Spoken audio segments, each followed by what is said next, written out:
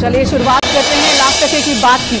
वक्त वक्त पर विवादों को जन्म देने वाले बयानवीर स्वामी मौर्य पर अब जुबानी तीर छोड़े जा रहे हैं। कल धीरेन्द्र शास्त्री ने स्वामी मौर्य को रावण की उपाधि दी थी, तो आज परमहंस आचार्य ने स्वामी मौर्य के नाम विवादित इनाम रख दिया। और परमहंस आचार्य ने कहा कि स्वामी मौर्य को जूते से मारना चाहिए। उन्होंने विवादित बयान देते हुए कहा कि स्वामी मौर्य जहां मिले उस पर जूते बरसाओ। इतना ही नहीं, उन्होंने स्वामी मौर्य पर इनाम भी रख दिया। उन्होंने कहा कि एक जूता मारने पर 1 लाख रुपए का इनाम दिया जाएगा। साथ ही यह भी कहा कि स्वामी मौर्य को तब तक जूते मारो जब तक कि प्राण न निकल जाए, क्योंकि स्वामी प्रसाद मौर्य जैसा इंसान खतरनाक है और ऐसे लोगों का बहिष्कार करना चाहिए। हालांकि जिस तरह अब सनातन पर छिड़े संग्राम में विवादित बयान सामने आ रहे हैं, उससे तो तय है कि यह सभ्य समाज के लिए बिल्कुल ठीक नहीं है। जिस तरह स्वामी मौर्य अपने ही बुने जाल में फंस गए, उससे तो ये जरूर तय है कि आने वाले वक्त में उनके राजनीतिक करियर पर अब संकट के बादल मंडरा रहे हैं। आपको आइए इस रिपोर्ट के जरिए दिखाते हैं कि आखिर क्यों घमासान छिड़ा हुआ है।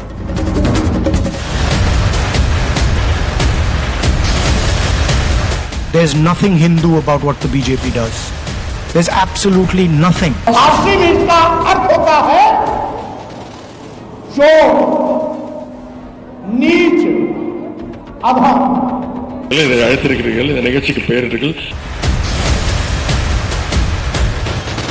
आने वाले दिन में एक एक पाई का हिसाब देश का सनातनी हिंदू लेगा। सनातन के घुर विरोधी स्वामी मौर्य हिंदू को नीचा बता चुके हैं, चोर से तुलना कर चुके हैं। अब उस स्वामी मौर्य के खिलाफ संतों ने संग्राम छेड़ दिया है और विवादित बयान के जवाब में विवादित बयान दिया जा रहा है। तो हिंदू धर्म कैसे? हिंदू धर्म कैसे? सब पूछिए तो ये फारसी शब्द है और फारसी में इसका अर्थ होता है चोर, नीच, अधम।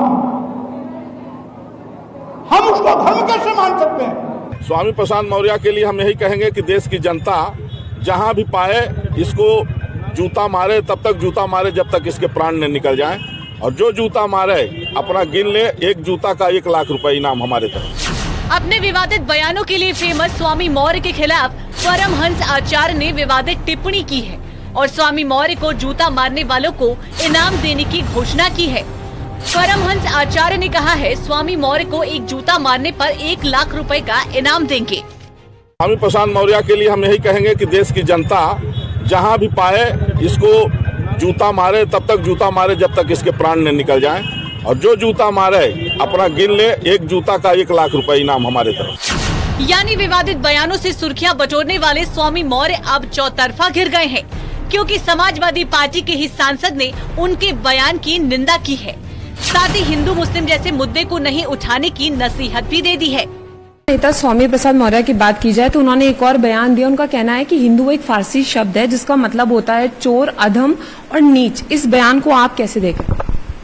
वो भाई ये बयान तो गलत है, ये ठीक नहीं है। इस किस्म के बयान नहीं देने चाहिए। किसी भी कौम पर अटैक करना या किसी को बुरा भला कहना, ये जगह ऐसी है कि हम कोई जो कमी है उस कमी को दूर कराया जाए। हिंदू राष्ट्र बनाना चाहते हैं, ये तो इंशाअल्लाह मैं पहले भी कह चुका हूँ, ये नहीं बनेगा, इनके बस की नहीं है और ये आईन के भी खिलाफ है। हालांकि जब स्वामी मौर्य अपने ही बुने जाल में फंसने लगे तो उन्होंने विवादित बयान पर सफाई भी दे दी और सनातन की तुलना सूर्य से कर दी और सनातन को शाश्वत भी बताया। सनातन मैं भी मानता हूँ, जो सत्य है, शाश्वत है, वही सनातन। जैसे सूर्य हमें जीवन देता है, प्रकाश देता है, ये सनातन। सूर्य के चारों ओर पृथ्वी चक्कर लगाती है, ये सनातन है। हवा, पानी, अग्नि, ये हमें जीवन देते हैं, ये सनातन। यानी एक तरफ स्वामी मौर्य हिंदू को चोर और नीच बताते हैं, लेकिन जब उसी बयान पर घिर जाते हैं तो सनातन के सम्मान की बात भी कर देते हैं। ऐसे में आखिर स्वामी मौर्य का एजेंडा क्या है? फिलहाल इससे पर्दा हटना बाकी है। Bureau report, news 18।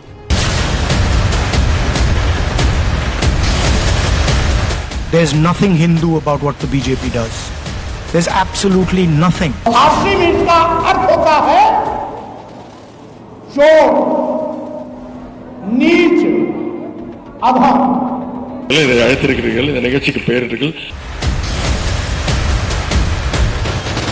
आने वाले दिन में एक एक पाई का हिसाब देश का सनातनी हिंदू लेगा।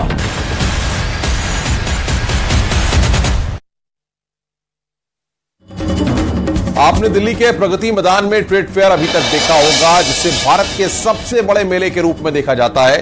लेकिन कभी आपने उत्तर प्रदेश में इंटरनेशनल ट्रेड फेयर के बारे में सुना था?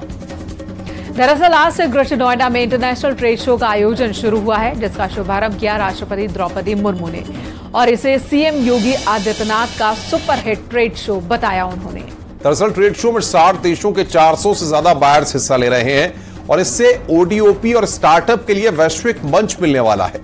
छोटे उद्यमियों, महिला उद्यमियों के लिए स्टॉल्स लगाए गए हैं। वहीं सॉफ्टवेयर और यूपी में निवेश पर विशेष सत्र का आयोजन भी किया जाएगा। वहीं उत्तर प्रदेश के शिल्प, व्यंजन और संस्कृति का प्रदर्शन भी देखने को मिलेगा और इंटरनेशनल ट्रेड शो से युवाओं को स्वरोजगार के अवसर भी मिलेंगे। आपको एक रिपोर्ट दिखाते हैं कि योगी की नीति से कैसे इंटरनेशनल क्रांति होने वाली है।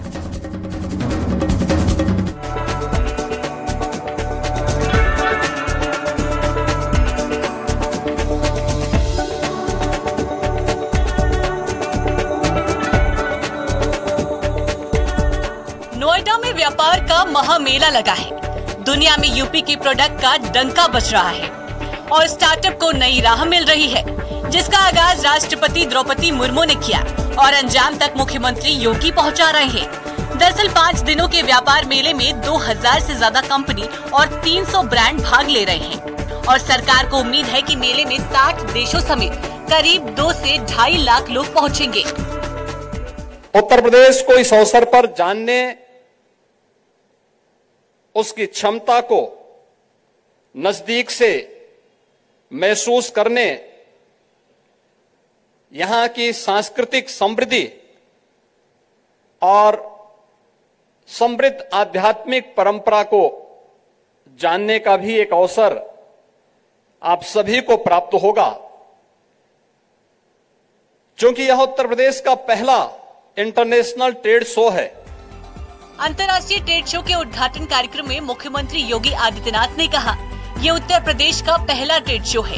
उत्तर प्रदेश ने पिछले 6 साल में एक बीमारू राज्य से उभरकर आज देश की अर्थव्यवस्था के एक समृद्ध राज्य की ओर कदम बढ़ाया है और उसको प्रदर्शन करने का अवसर अंतर्राष्ट्रीय ट्रेड शो हमारे सामने है। ये नए भारत का नया उत्तर प्रदेश है, जिसने अपनी पोटेंशियल को पहचाना है। देश का सबसे बड़ा श्रम बाजार ही नहीं, बल्कि देश के अंदर का सबसे बड़ा उपभोक्ता बाजार के रूप में भी उत्तर प्रदेश देश के लिए मौजूद है। और उपभोक्ता बाजार के साथ साथ उत्तर प्रदेश देश के सबसे श्रम बाजार के रूप में भी आज अपने पोटेंशियल को आगे बढ़ा करके, यहां के स्केल को स्किल में बदल करके नए भारत के, नए उत्तर प्रदेश के रूप में अपने आप को प्रस्तुत कर रहा है। यहाँ आयोजित प्रदर्शनी को देखकर मुझे बहुत प्रसन्नता हुई है। उत्तर प्रदेश के उत्पादों को देश विदेश के बाजारों तक तो पहुंचाने के लिए आयोजन ये कार्यक्रम अत्यंत सराहनीय है। उत्तर प्रदेश के विकास को निरंतर ऊर्जा तथा दिशा प्रदान करने के लिए मैं मुख्यमंत्री योगी आदित्यनाथ जी तथा उनकी पूरी टीम को सराहना करती हूँ। अंतर्राष्ट्रीय ट्रेड शो से उत्तर प्रदेश की तस्वीर बदलने वाली है। युवाओं के लिए रोजगार के अवसर बढ़ने वाले हैं और यूपी के प्रोडक्ट्स को वैश्विक मंच मिल रहा है। दरअसल यूपी अंतर्राष्ट्रीय ट्रेड शो में उत्तर प्रदेश के बड़े उद्योगों, शिक्षा, कृषि, स्वास्थ्य, पर्यटन और ऊर्जा, ओडीओपी जैसे सेक्टरों के उद्यमियों के लिए वैश्विक मंच उपलब्ध कराया गया है। पूरी दुनिया से आ रहे ये बायर्स यूपी के प्रोडक्ट्स को देखेंगे और इन्हें वैश्विक स्तर पर स्थापित करने के लिए मंच उपलब्ध कराएंगे। इसके माध्यम से उत्तर प्रदेश के उद्यमी अपने उत्पादों की वैश्विक स्तर पर मार्केटिंग और ब्रांडिंग कर सकेंगे। ऐसे में इन बायर्स को प्रदेश के उत्पादों के साथ ही यहाँ की संस्कृति और संस्कारों के भी दर्शन कराए जाएंगे। यानी ये मौका नहीं बल्कि उत्तर प्रदेश के युवाओं के लिए जैकपॉट है, क्योंकि पहचान के साथ ही उन्हें वो मंच मिल रहा है जिस पर दुनिया भर की नजर है। दरअसल उत्तर प्रदेश में युवाओं के रोजगार की बात हो, $1 ट्रिलियन अर्थव्यवस्था का लक्ष्य हो या फिर जनता के प्रति समर्पण का भाव हो, हर मुद्दे पर सरकार ने प्रभावशाली काम किए हैं और इसी दिशा में अंतर्राष्ट्रीय ट्रेड शो भी एक बड़ा कदम माना जा रहा है। Bureau report, news 18।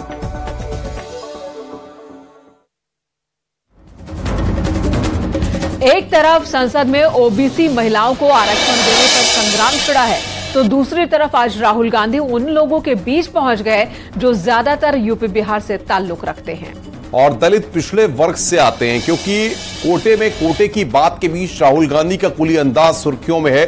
इसे बीजेपी ने नौटंकी करार दिया है। लेकिन यहाँ ये जानना भी जरूरी है कि आखिर आनंद विहार से राहुल गांधी कौन सा संदेश देने की कोशिश कर रहे थे। तो आपको बता दें कि राहुल गांधी का मकसद पिछड़े वर्ग को संदेश देना था, वहीं उत्तर प्रदेश और बिहार के वर्कर को साधना उनका मकसद बताया जा रहा है। साथ ही राहुल गांधी की मंशा खुद को आम आदमी से जोड़ने की भी थी, जिससे कांग्रेस को गरीबों का हितैषी बताया जा सके। हालांकि बीजेपी का कहना है कि चुनाव के लिए राहुल गांधी माहौल तैयार कर रहे हैं, लेकिन कांग्रेस के राजकुमार को इसमें कामयाबी नहीं मिल पाएगी। आइए आपको एक रिपोर्ट दिखाते हैं कि आखिर क्यों 2024 को लेकर के अलग अलग तरह से सियासी माहौल बन रहा है।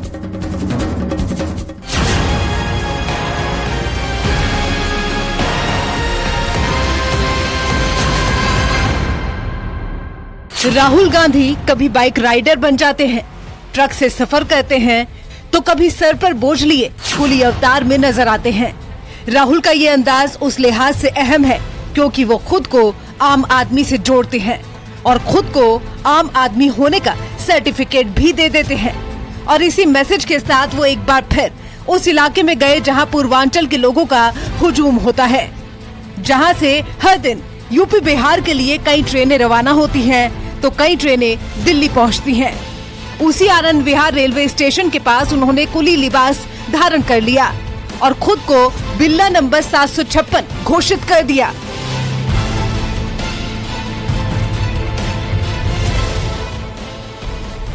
दरअसल कांग्रेस सांसद राहुल गांधी दिल्ली के आनंद विहार ISBT पहुंचे और कुलियों से मिले।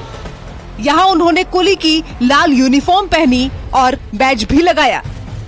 इसके बाद उन्होंने सर पर सामान उठाया। इस दौरान उनके साथ मौजूद कुली राहुल गांधी जिंदाबाद के नारे लगाते नजर आए और राहुल गांधी कुछ ऐसा ही सोच भी रहे थे। इसके बाद कुलियों से बातचीत की और उनकी परेशानियों के बारे में पूछा, जिसे बीजेपी ने ढोंग करार दिया। गांधी परिवार के राजकुमार, उस नेहरू गांधी परिवार के राजकुमार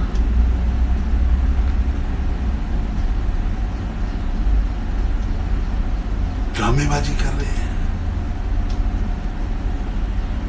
केवल व केवल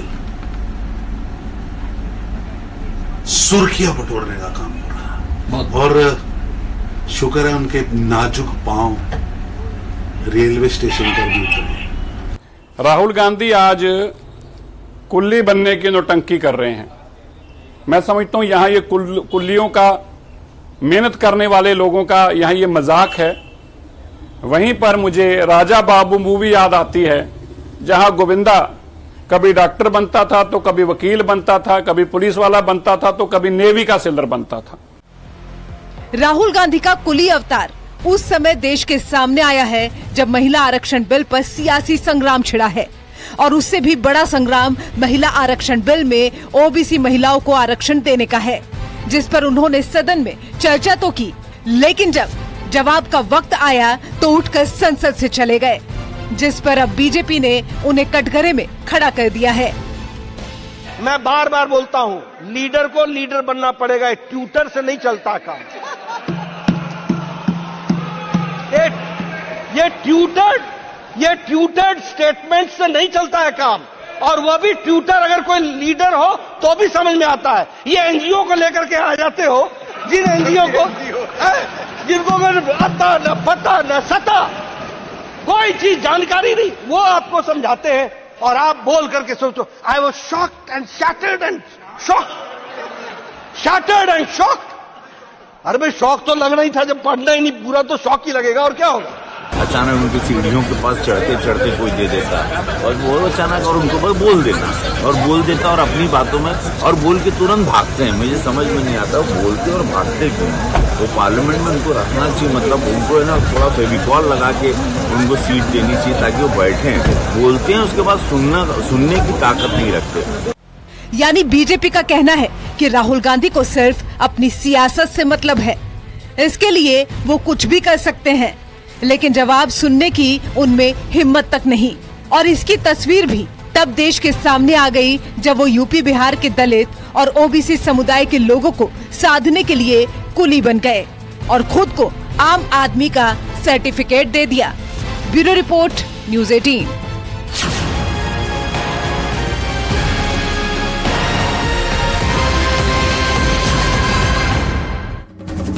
लोकसभा में महिला आरक्षण बिल पास हो गया और अब बारी राज्यसभा में पास होने की है, यानी महिला आरक्षण बिल अपनी आधी यात्रा पूरी कर चुका है।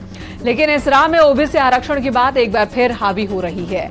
संसद में चर्चा के दौरान विपक्ष ने सवाल खड़े किए तो बीजेपी के सांसदों ने इसका करारा जवाब भी दिया।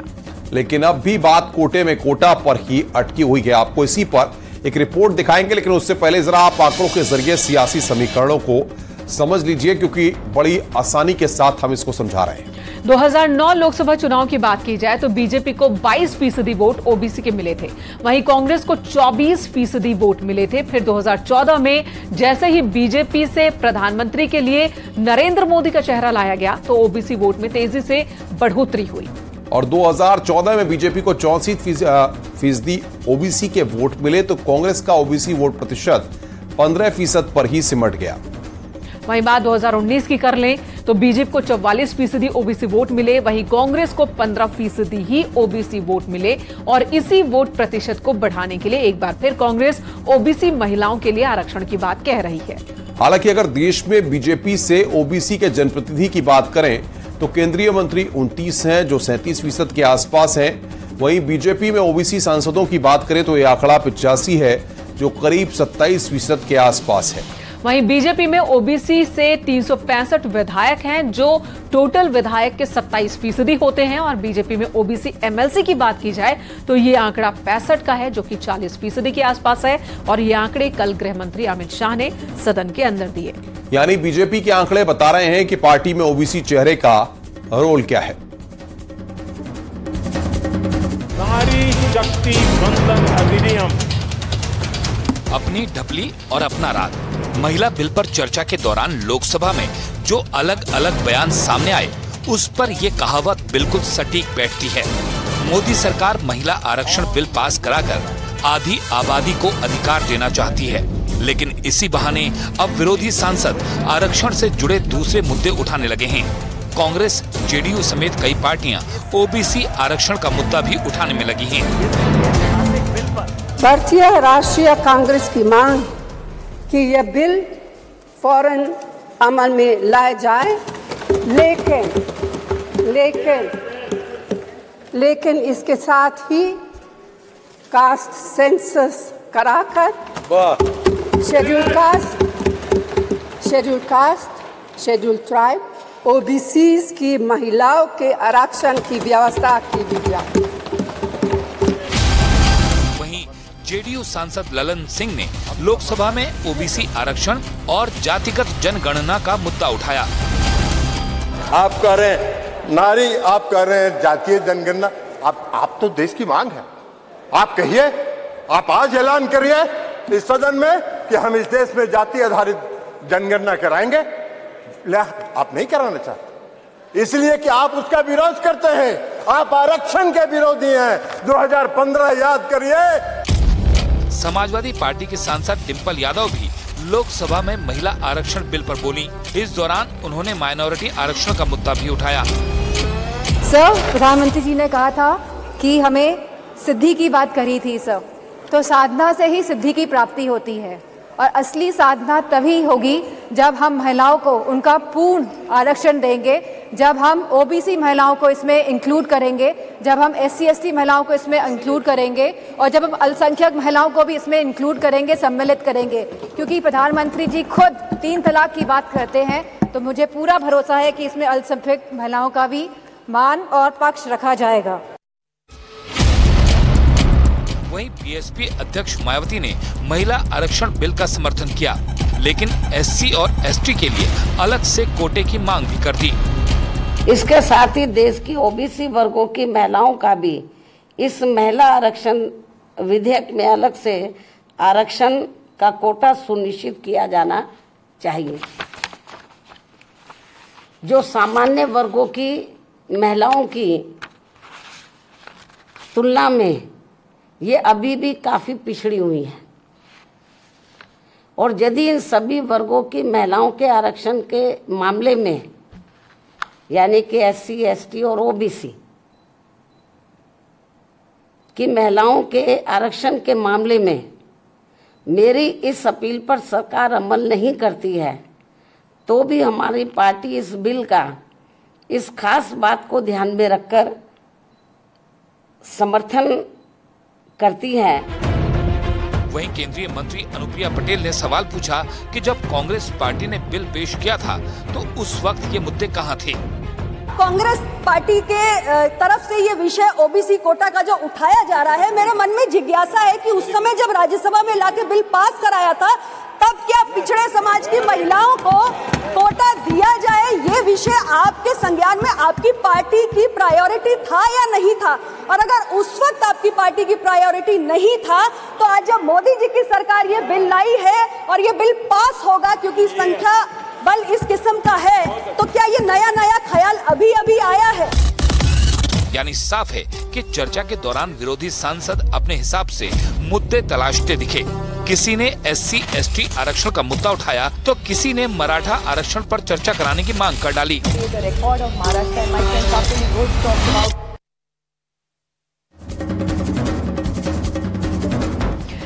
इधर रिलायंस इंडस्ट्रीज के चेयरमैन मुकेश अंबानी और उनकी पत्नी नीता अंबानी ने बहुत ही धूमधाम से गणपति बप्पा को विदा किया। अंबानी परिवार ने गणेश चतुर्थी के मौके पर गणपति बप्पा का अपने घर पर जोरदार स्वागत किया। एंटीलिया में भव्य गणपति पूजन की तस्वीरें भी सामने आई थी। इस मौके पर राजनीति से लेकर बॉलीवुड के बड़े बड़े सितारों ने एंटीलिया में गणपति पूजा में हिस्सा लिया और बप्पा का आशीर्वाद लिया। वहीं आज अंबानी फैमिली ने धूमधाम से बप्पा का विसर्जन किया, जिसका वीडियो इस वक्त आप देख रहे हैं।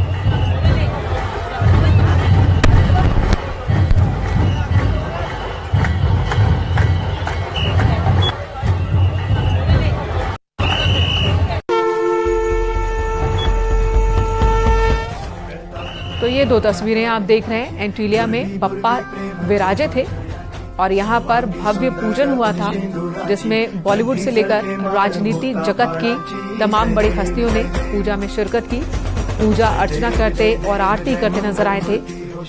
और दूसरी तस्वीर आज की दिखा रहे हैं, जब बप्पा को इस वायदे के साथ, इस उम्मीद के साथ आज बप्पा को विदाई दी गई कि अगले साल फिर घर पधारिएगा।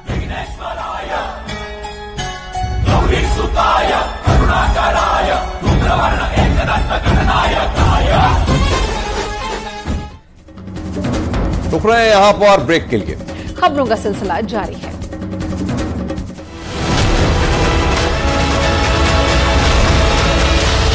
पेट सफा